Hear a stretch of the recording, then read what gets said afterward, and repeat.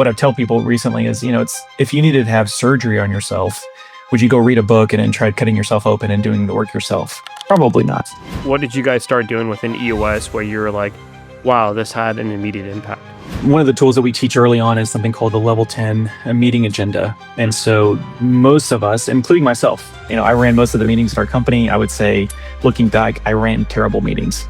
And so having this amazing agenda that's simple, but sometimes hard to execute on, allowing your teams to have the circles connected in the right way. And so I beg and plead with my clients who have that issue to make a change as soon as possible, because it will become a cancer to the rest of the organization and it will start affecting other people in a negative way. Because you were getting to the core of it. What is the right way to IDS? During your L10 meeting, the bulk of that meeting is IDSing those issues. And so what we teach our clients is that you need to look through that list very quickly at the beginning of that time and prioritize the things that need to get addressed that day. Companies that I see that are running for 23 years plus still at a revenue number that's this and has been for 15 years. It's like, why can't you break through the ceiling? Well, it's a lot of times because they just don't know where they want to be when they grow up, so to speak, and how they're going to get there. They don't have a plan in place, a system in place to help them get there. So just pick a system.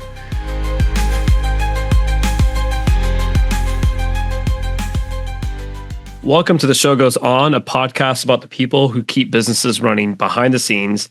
My name is Aamir, and today I'm joined by Aaron Garcia. Aaron is a seasoned entrepreneur, business leader, and EOS implementer who helps leadership teams gain clarity, accountability, and traction through the Entrepreneurial Operating System, or EOS. But he's done a lot more. So Aaron, thanks for coming on today, and I'll let you do a quick bio on yourself. Yeah, thanks for having me. Love having conversations around life, business, and EOS. So a quick bio on me. I've been in the workforce for 30 plus years.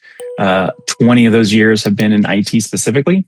In the last 17 years have been in the managed services space or IT services space. So think help desk, support, that kind of thing. During that time, I've been on the leadership teams of the companies I've worked with. And recently, my last company was introduced to something called EOS. And when I read one of the books, I thought, man, this is something we need in our business, and try to self-implement some of the tools and disciplines. But like most things, I wasn't the expert. I didn't know all the things that I didn't know. And so trying to self-implement just didn't quite work for us. And so 4 years later, we hired an implementer like myself and helped us really implement EOS into the business. And we saw a drastic change in the business. We saw growth. We saw a lot of our issues become not as big of an issue. Working through those issues quickly, figuring out where we were going long-term, how we were going to get there, and just the growth in our business. We 5x'd it in about 5.5 years, both revenue and people. And we just had a great way of running a business. And so I loved how that worked for us in our business, and also seeing other businesses running on EOS and what they were gaining from it. I just got really passionate about working with other entrepreneurs and leadership teams to help them get more of what they want out of their business. I'm an extrovert. And so I just love people. I love being in the room with them. I love hearing their stories. I love working through some of their problems and help clarifying some of the things that even they can't quite communicate from their head onto paper, or helping their teams know where they want to be long-term in their business. And so, I love helping where I can, both personally and in business. And so this allows me to do that full time. That's great. And, when you started implementing EOS within the organization, what do you feel like was one of the first high leverage moves that happened? Like what did you guys start doing within EOS where you were like, wow, this had an immediate impact? Yeah, I would say there was a couple things, and I would say this is probably true for most of our companies that begin the EOS journey. One of the tools that we teach early on is something called the level 10 meeting agenda. And so most of us, including myself, I ran most of the meetings at our company. I would say, looking back, I ran terrible meetings. And so having this amazing agenda that's simple, but sometimes hard to execute on, allowing your teams to have the circles connected in the right way, meaning a lot of times companies have circles that are so far apart that the left hand doesn't know what the right hand is doing, right, which is not good, right? It's like, I know these people are doing this, but I have no idea what they're doing, and vice versa. Then you also have circles where they're kind of overlapping each other. And so you have this micromanagement environment and this culture that you don't feel like you can just do your job and do it well without someone overlooking your shoulders constantly. So that's also not healthy. So we want to make sure those circles are connected in a right way. And so this level 10 meeting agenda, which we prescribe to have once a week for about 90 minutes or so, allows those circles to be correctly connected so everyone knows what's going on in the business, talk through issues, look at your rocks and scorecards and the metrics and KPIs and all the things that are going on in your business to know if you're having a great week or not. The other thing that it did for us is really help us clarify and define truly who are the great people that will work for the company that was in. And so understanding the right people in the right seat, the tools and disciplines we teach to figure that part out, we quickly realized that there were two people in our business that just weren't the right fit, both from maybe a people standpoint and also from a capacity standpoint. And so the fear that we had before EOS was introduced to us truly was, if these people leave the company, are we going to lose clients? Are we going to have other people in the organization feel overwhelmed because the work that these guys are doing are now put on these engineers' shoulders, right? And they're having to carry that load. Things of that nature, right? So we were just some fear around what's going to happen, and we can't afford some of this stuff to happen today, right? Well, we finally had the tool to help us, the people analyzer is what we call it, a tool that allows us to see, are these the right people in the right seat? And it was black and white that there were two people that didn't fit. And we made that change, and it was interesting. The result of that was the air in the office became lighter. People actually enjoyed going to the office more. We realized that one of the guys was kind of just a time suck. So they would communicate a lot of things of what's going on in his life, personally, weekends, nights, and all that. And he would do this multiple times. And so people were hearing these stories, but weren't working because he was communicating with them. What we found is that our ticket count actually went down instead of going up, because these guys now had time to actually get work done, not being distracted by this one individual. And then another person was, working issues for our clients and taking hours when it should have taken 5 or 10 minutes or half an hour. And so just a capacity issue of, hey, he was smart enough to get work done, but not in a efficient way. So, finding people that were actually better at getting those things done more efficiently allowed us to close more tickets faster. And so those are the two quick, tools and disciplines that we implemented that really had a big impact in the business early on. Okay. And you talked about the people analyzer and how that was a big impact for you. I think the people analyzer is interesting because it takes you away from the place of the gut feeling of, oh, this person's not a good fit, and actually put some process behind it, some science behind it. So can you talk a little bit more about the people analyzer and what that's all about? Yeah, for sure. So when I teach clients about the people analyzer, we're looking at two different things, right? We want to look at right people in the right seat. Right people are the type of people that fit your culture like a glove, right? And so you want to continue to cultivate a great culture for any business, right? A lot of, especially now in today's world, most people who are looking for a job, they want to find a job or a career path that the place that they're going to each day fits a culture that they enjoy working at, right? It's not this fight to feel like, hey, I belong here. And so we teach that core values are the kind of the litmus test there, the instigator for figuring out, are people in our organization today the right people based on our core values? Do they exhibit our core values? Do they live out these core values? Anywhere between 3 and 7 core values. We try to teach closer to 4 or 5-ish, no more than that. In our company, we had 4 core values that we lived and breathed each and every day, right? We hired, we fired, we rewarded, we reviewed, and recognized all of our team members based on these core values. What really helped us is really finding out very quickly when we would hire someone, they may have interviewed really well, but when they started working in the business and seeing how they interacted with the team members or clients or the like, we could see those core values either being lived out or they weren't. And so we could see within 90 days, hey, this person is the right person or not the right person. Then we also talk about the right seat, right? Does a person sitting in the seat that they've been assigned, whether it's, an admin, HR, finance, whatever the seat is, defining the 5 roles and responsibilities that they are going to be held accountable to, which is why we call it the accountability chart that we build out. Once they know those things that they're going to be held accountable to, do they get the role? Do they want the role, and do they have the capacity to fulfill the role? Mentally, relationally, spiritually, financially, or just time, right? And so a lot of times we want to have yeses to those three questions, get it, want it in capacity, and we have a plus, plus, minus, minus system around the core values.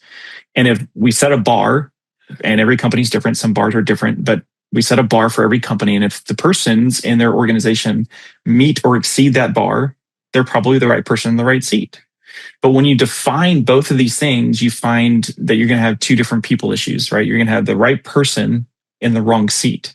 Mm-hmm. Right person, again, fits that culture like a glove. You love hanging out with them. You miss them when they're out of the office. You check in with them on the weekends just to see how they're doing.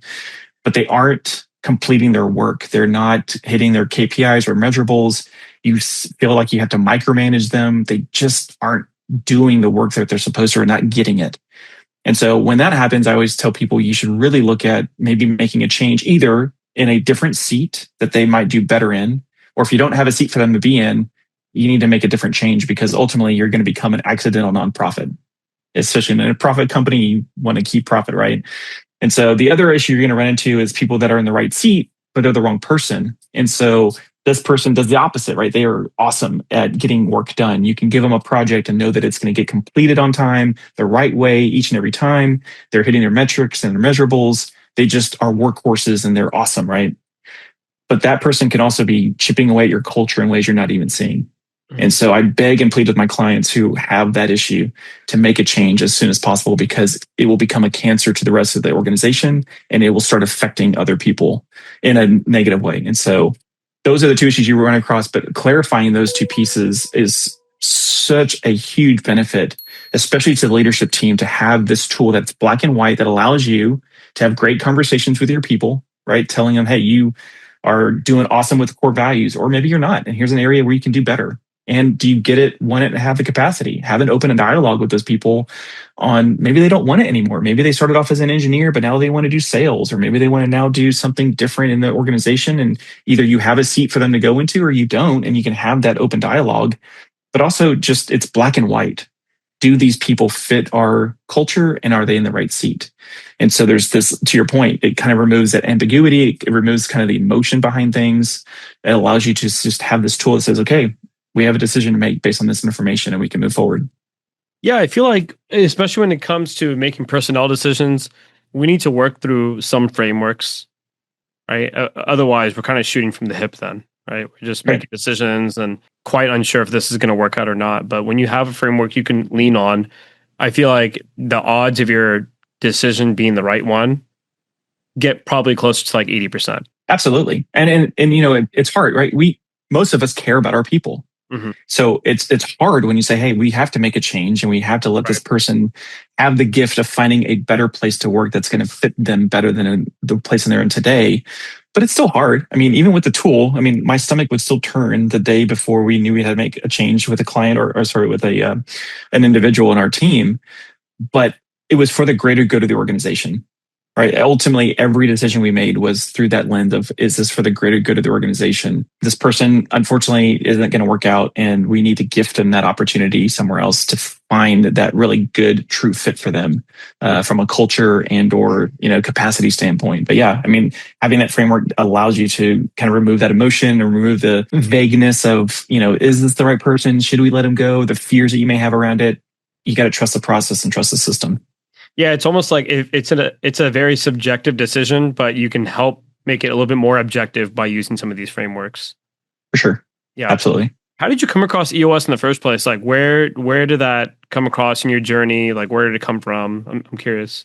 Yeah, so my last company, again, I think I mentioned it was a managed services company, IT support, if you think of it that way. I actually wanted to see what it would look like when we were a little bit bigger. And so at the time we had 5 employees and maybe $500,000 in revenue. And so I reached out to a buddy of mine about an hour away from us. So it wasn't a competitor, but was still in the same space, and said, hey, would love to see where your business is at today. I think you're maybe 3 times size-wise people and maybe double our revenue. So I'd love to just see what we can look forward to as a company. I was always thinking ahead, like, what does our business look like 3 to 4 or 5 years from now, even before EOS?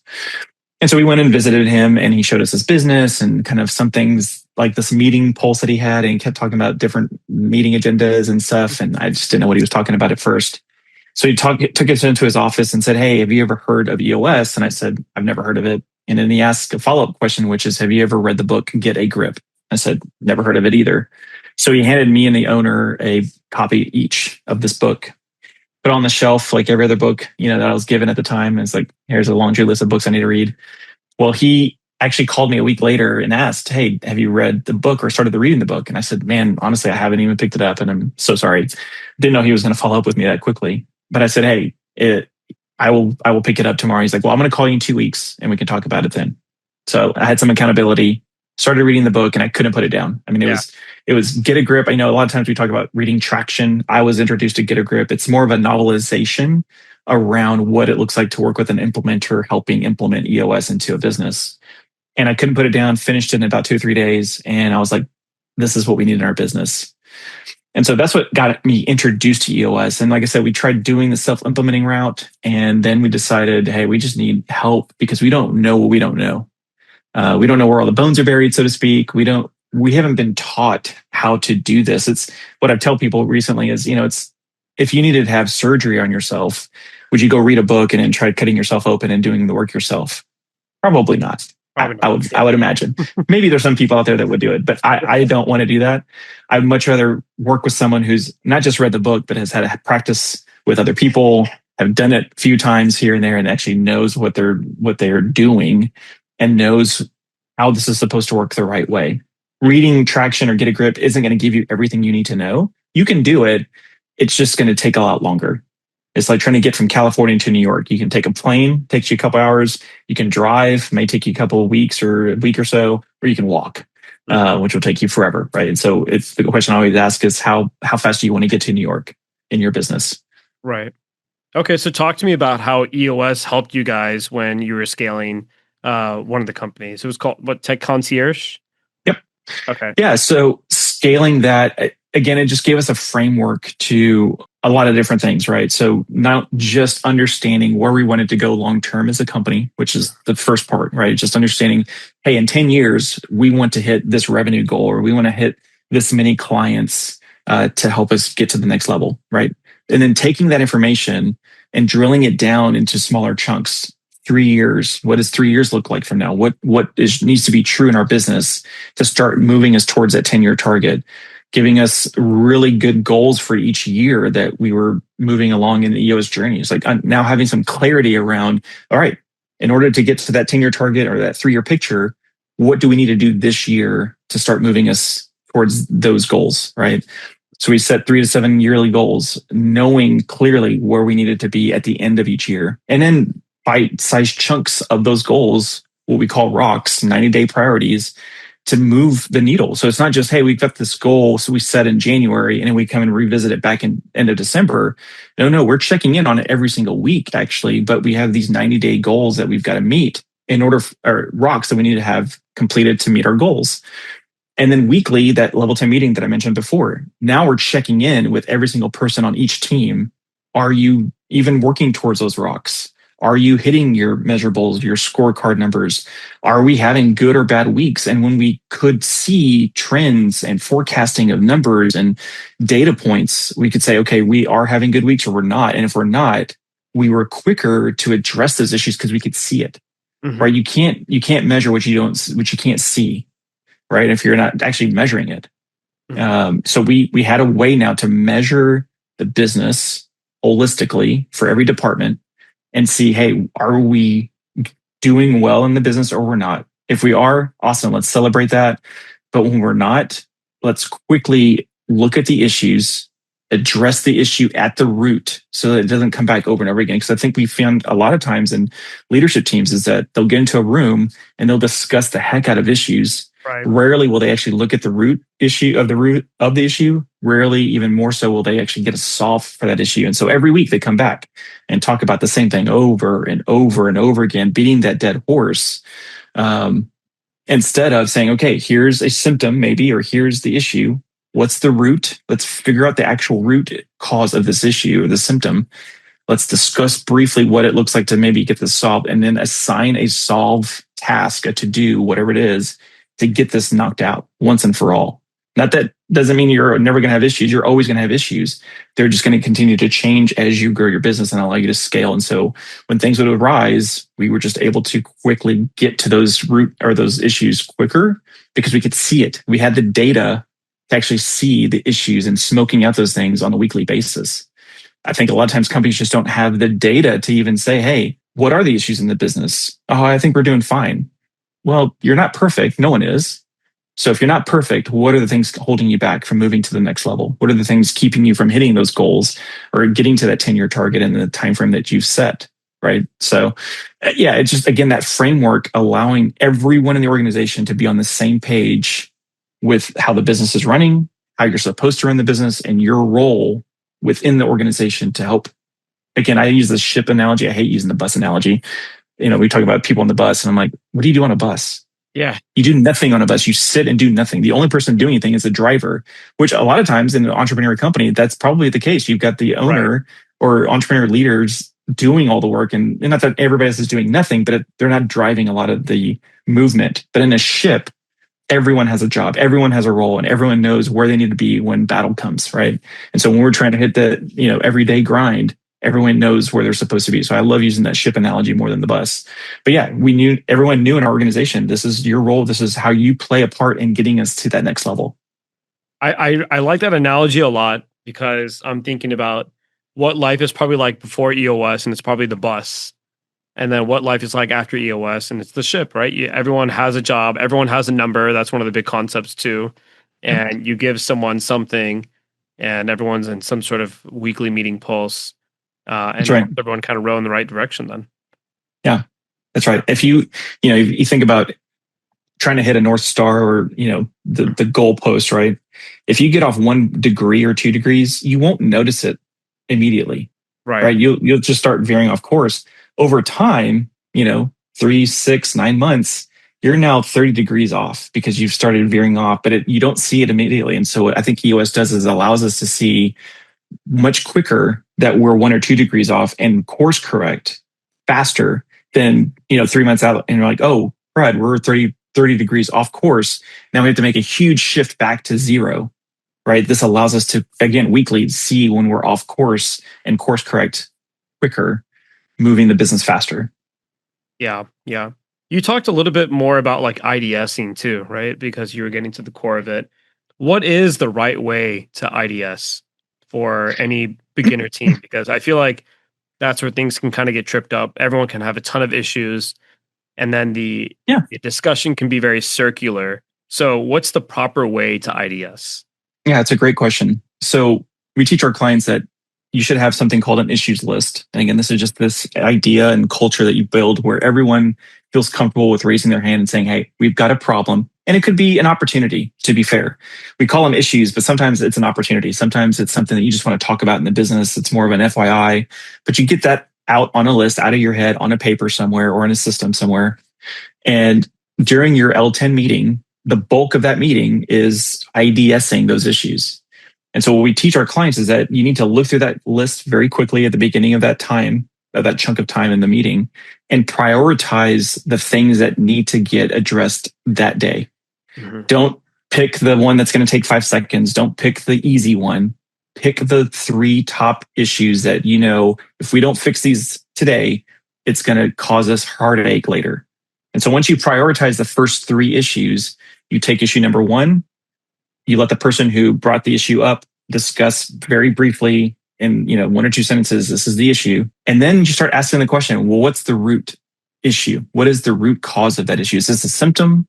Is this something that, we're not digging down deep into the organization to figure out what the actual root is? So for instance, we've got complaints from a client, and it's one specific client around our help desk as an example. Well, is it a people issue? Is it a process issue? Is there some root that's causing this client to not be happy, as an example? Once you've identified the root, and you take as much time as you need, but really dig down deep to make sure that everyone's clear on what that root issue is, you discuss briefly what is happening, right? If it's a process issue, is this something that we have documented, but no one's following that process? Is it that we don't have enough data somewhere? Is it that people aren't getting trained on certain things? whatever the case may be, but you want to briefly discuss it. Don't beat a dead horse. Don't politic. Don't repeat yourself a lot. The integrator, ideally, whoever the integrator is in the organization, should hear everyone's voice, right? We have opportunity for everyone to be heard. But once that's done, we got to call it and say, okay, everyone's had their opinion voiced and their thoughts on the issue. What's the solve? And work together to quickly identify a solve. Usually it's a to-do, whether it's have another different meeting with a different team member, having a conversation with a vendor, looking at the process that isn't correctly documented. Are we not getting the right amount of data? What is the right data that we should be pulling from our teams to get to the solve? Once you've accessed and figured out what the solve is, notate it as a to-do for your team. You have 1 week to get that to-do done. You check in on that next week's L10 meeting. Hey, was this done or not done? If it wasn't done, you drop it down as an issue and talk about it again. Say, okay, we said this is a priority. We said this is a solve for this problem. Why didn't it get solved? Or you say, hey, it was done. Check off the thing. You're good to go. Let's move on to the next issues and start doing that again. Once you've solved issue number 1, rinse, lather, repeat. Go to issue number 2. Same process. And so you do this every week. You get to where these teams who haven't done this before, maybe they do 3 or 4 the first week, but you get to where you're doing 6, 9, 12 issues every single week because you know how to do it. And so it just allows for a better process, really, of just dealing with these issues as they come up. And you've got to be, as a great company, good at propping up those issues every single week, knocking them down for the greater good of the organization. Yeah, it's a good point. I feel like the point you made at the very end, where if it sounds like a fairly robust organization is probably knocking out 6 to 9 issues every single week, just because the team is very confident. They can IDS fairly quickly, get to the root of an issue, discuss it quickly, and then also have a to-do assigned to the whole thing so you can push the ball forward then. That's right. That's absolutely right. You had spoken about reading Get a Grip, right? And normally people read Traction first and then they'll come across Get a Grip later.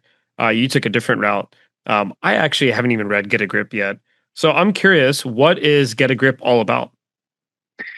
So it's a novelization. It's a story, right? I always forget the lady's name, but there's this individual who just comes from a meeting that she had in her organization, and she's on her way to a networking event. Like a lot of us in our small companies, we're networking and doing happy hours, those kind of things. So she's on her way to one of these events and runs into an old friend of hers and just kind of starts, talking about all the issues that she's experiencing in her business. And the guy can tell that she's kind of just down. And he's like, you know what?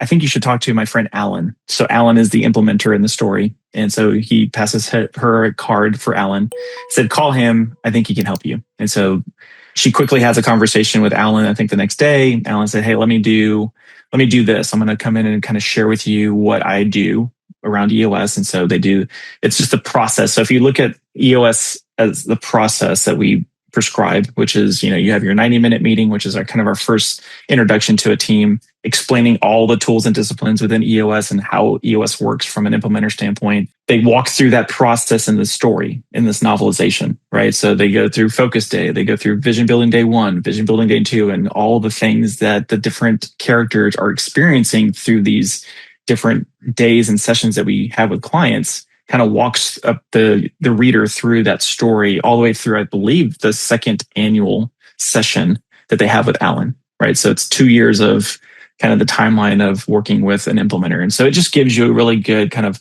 framework around, okay, this is what it would look like if we hired an implementer to work with us to help implement EOS. Traction is more for those that love the to-dos and the checkboxes and kind of integrator mindset or operator mindset. It's like, okay, these are the things that I need to do in a business to run a better business. But again, it really just focuses on the foundational tools. It doesn't discuss or really share a lot of the other tools that we teach as implementers. So there's about 20 some odd tools that I teach with a client, and there's only like 5 or 6 that are talked about in Traction, right? And so it's just kind of to wet your whistle, right, to get you sort of interested in what this EOS thing is.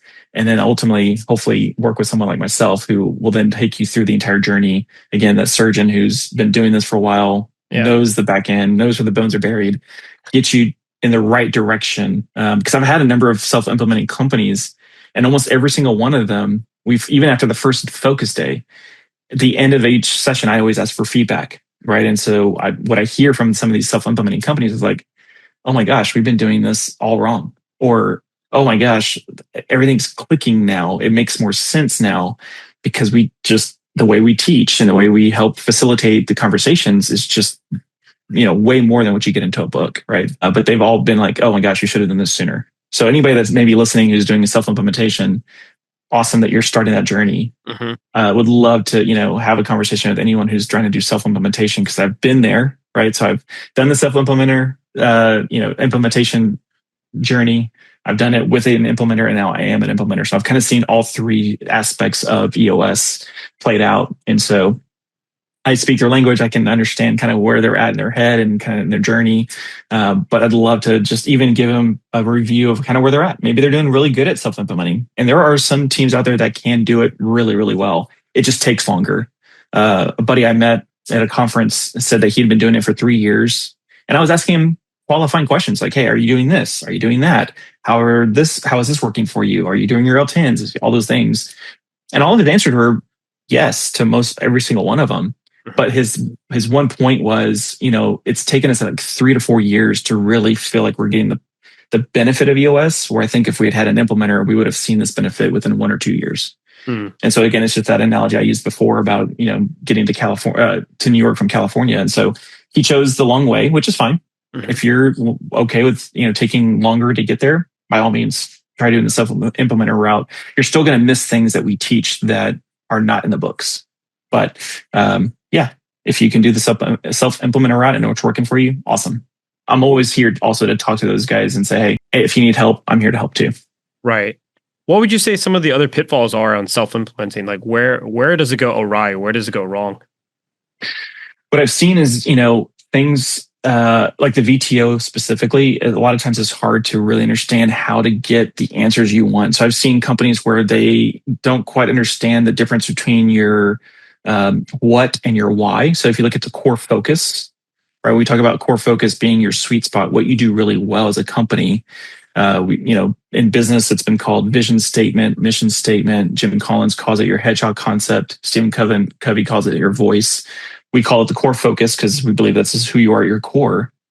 But when self-implementer teams kind of try to figure that out, a lot of times they flip-flop your what and your why. And so your why becomes your what and vice versa. And you're like, that's not exactly what this is supposed to be. They also sometimes overcomplicate those things. Your what should be pretty simple, right? We always tell clients as an example, Orville Redenbacher, his what was popcorn. That's it. Wasn't, gourmet popcorn. It wasn't flavored popcorn. It wasn't microwave popcorn. It was just popcorn. And what it allowed him to do is create a business that allows him to do those other things. He can now say, well, okay, we do popcorn, but within that context or that framework, we can do flavored popcorn. We can do, microwave popcorn or whatever the case may be. But a lot of times companies will overcomplicate the what and want to have this like 2 or 3 long sentences of what we do. Sometimes it's just as simple as popcorn. The why, I work through a process with clients and it takes a good hour and a half to just understand why are you doing what you do every day? What gets you up in the morning? Why do you put your pants on and go to the office or go, if you're virtual, go into your home office? Why are you doing this? Why did you start this business? And a lot of times it comes from the founder or visionary, the owner, but walking them through questions and facilitating a conversation around why you're doing this so that once you've clarified that why and your what, you're now communicating to your team, this is who we are at our core. This is what we love to do really well. And so just as one example of many things that sometimes aren't done correctly within the VTO even standpoint.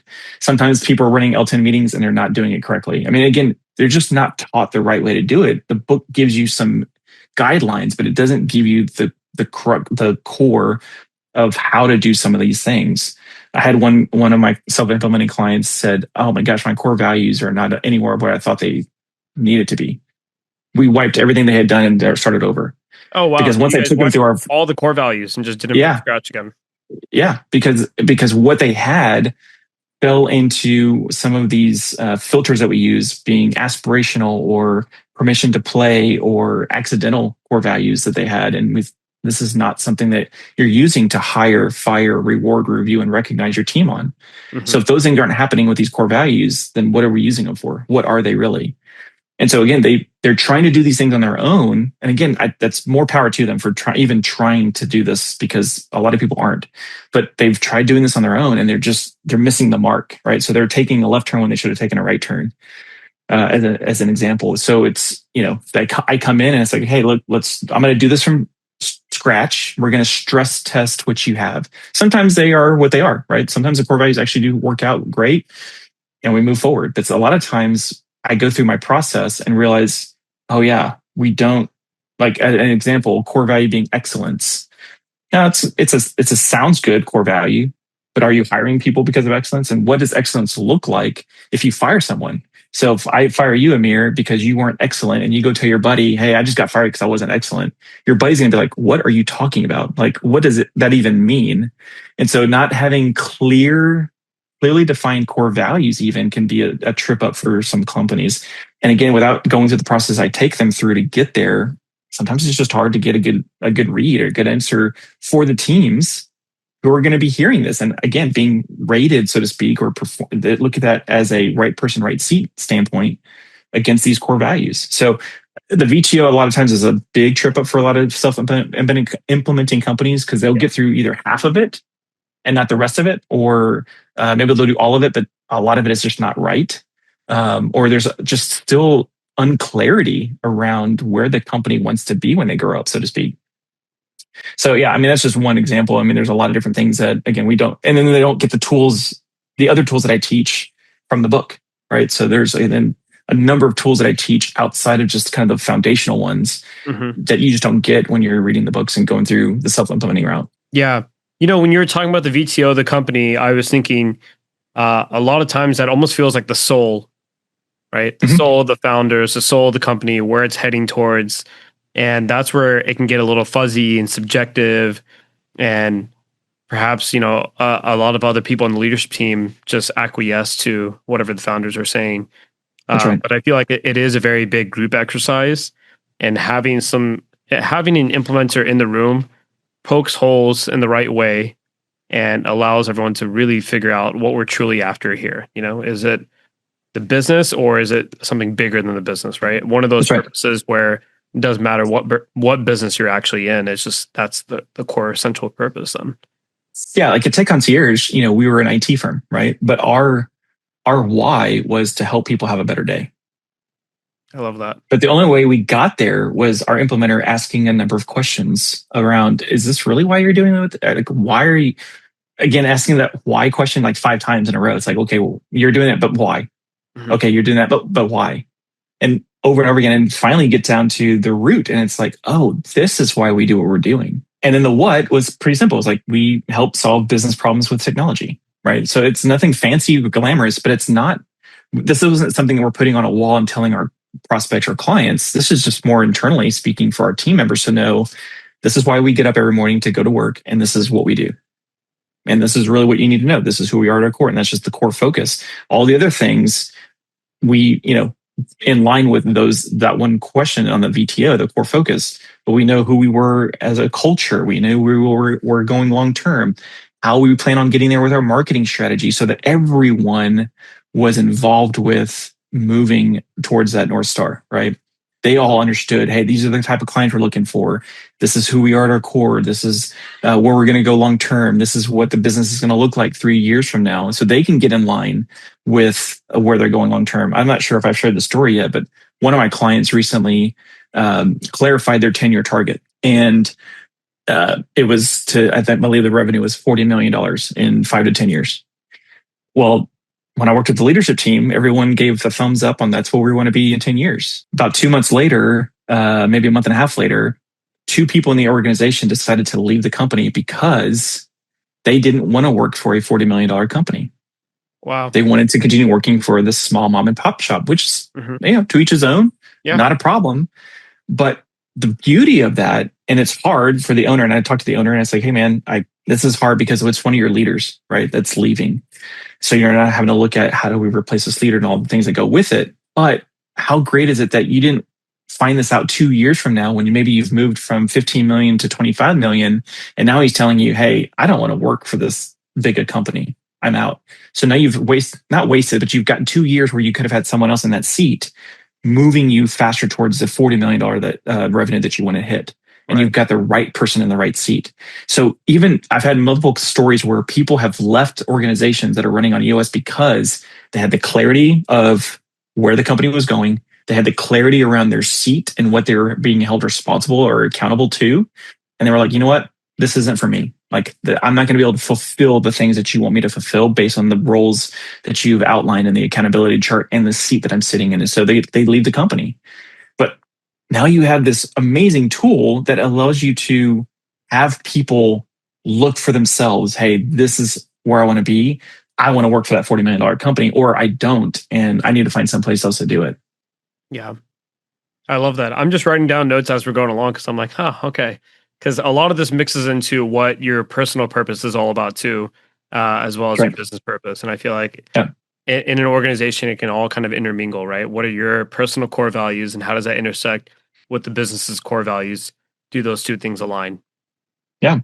Even beyond that, you can start. And a lot of times I tell clients, look at your vendors and look at your clients. Do they match your core values, or do they match a number of your core values? Right. Because you'll find that your worst clients a lot of times are stark opposite on the core values, or maybe stark opposite on the things that you hold to be near and dear to your heart. And so that's why there's a rub with those bad clients, right? They don't, one of our core values is being authentic. Well, if we have a client that's super inauthentic, we're going to feel like things are off a lot of times, right? And so you can now start even using this from a vendor or client standpoint and saying, hey, are these the people we want to work with? Again, they don't need to match every one of your core values, but the more they're aligned, the easier it is to work with them as a client. And so you can use this for multiple different reasons. Yeah, no, I hear you on that. Aaron, before we wrap up, I wanted to do some quick rapid fire. Is that okay with you? Sure. Yeah. I'll do as fast as I can. Favorite book? Man, that's a hard one.